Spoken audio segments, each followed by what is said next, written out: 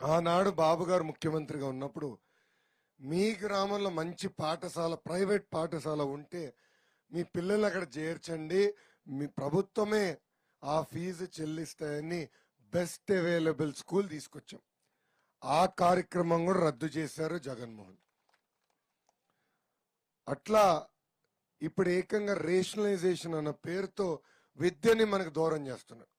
పాఠశాలలని merge చేసి మనకి దగ్గరున్న పాఠశాలను దూరం చేస్తున్నాడు జగన్మోహన్.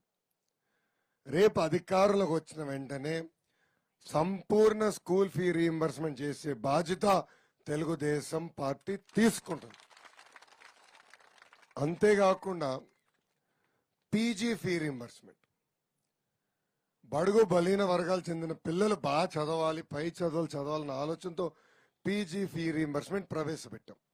ఇప్పుడు ఈ ప్రభుత్వ అధికారంలోకి వచ్చిన జియో 77 అని తీసుకొచ్చి పీజీ ఫ్రీ రీయింబర్స్మెంట్ కూడా రద్దు చేశారు. అంతేకాకుండా పేద ప్రజల పిల్లలు ఎవరైతే అమెరికా, యూరోప్ లో చదవాలన్న కోరిక ఉందో ఆనాడు విదేశీ విద్య ఇచ్చాం, అది కూడా రద్దు చేసిన వ్యక్తి జగన్మోహన్. ఈ 3 కార్యక్రమాలు రేపు అధికారంలోకి వచ్చిన వెంటనే మళ్ళీ ప్రారంభించే బాధ్యత తెలుగుదేశం పార్టీ తీసుకుంటుందని నేను మీకు హామీ ఇస్తున్నాను.